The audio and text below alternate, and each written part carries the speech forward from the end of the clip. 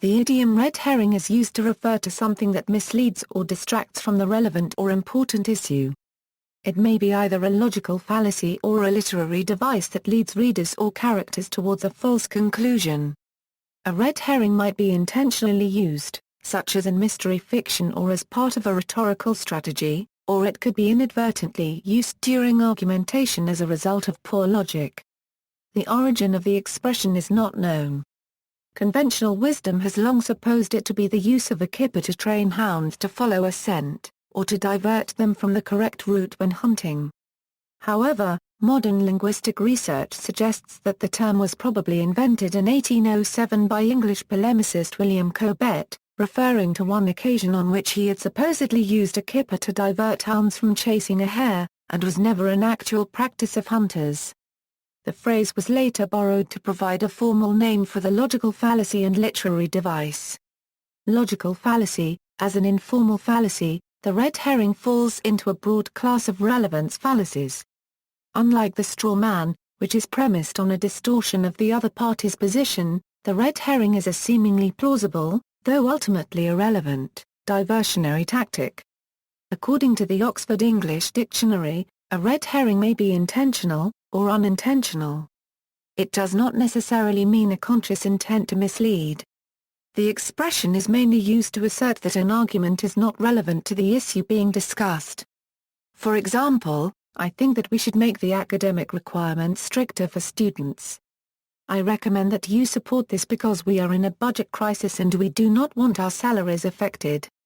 The second sentence, though used to support the first sentence, does not address that topic.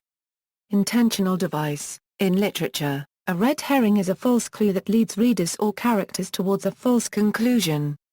For example, the character of Bishop Aringarosa in Dan Brown's The Da Vinci Code is presented for most of the novel as if he is at the center of the church's conspiracies, but is later revealed to have been innocently duped by the true antagonist of the story. The character's name is a loose Italian translation of red herring. A red herring is often used in legal studies and exam problems to mislead and detract students from reaching a correct conclusion about a legal issue, allegedly as a device that tests students' comprehension of underlying law and their ability to properly discern material factual circumstances. History of the idiom. In a literal sense, there is no such fish as a red herring. It refers to a particularly strong kipper, a fish that has been strongly cured in brine and/or heavily smoked. This process makes the fish particularly pungent-smelling and, with strong enough brine, turns its flesh reddish. In its literal sense as a strongly cured kipper, the term can be dated to the mid-13th century. In the poem The Treatise by Walter of Bibbsworth, he eat here 3/4 no ffyssh but herring red.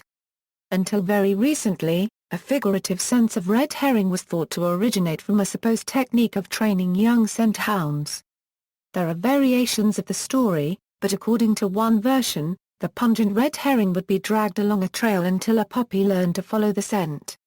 Later, when the dog was being trained to follow the faint odor of a fox or a badger, the trainer would drag a red herring perpendicular to the animal's trail to confuse the dog. The dog eventually learned to follow the original scent rather than the stronger scent.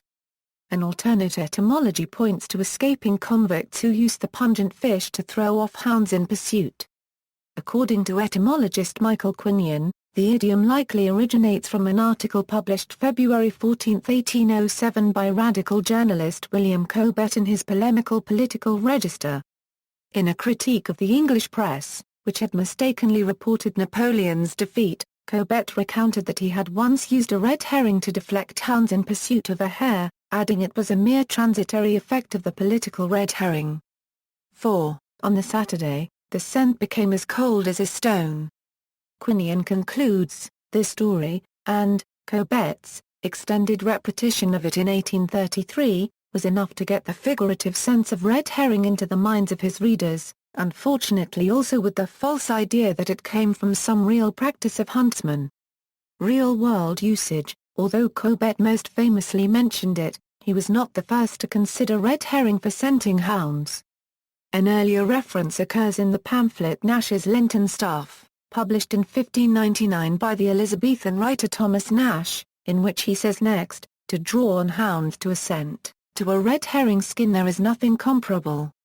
The Oxford English Dictionary makes no connection with Nash's quote and the figurative meaning of red herring, only in the sense of a hunting practice. The use of herring to throw off pursuing scent hounds was tested on episode 148 of the series Mythbusters. Although the hound used in the test stopped to eat the fish and lost the fugitive's scent temporarily, he eventually backtracked and located his target, resulting in the myth being classified as busted. See also. References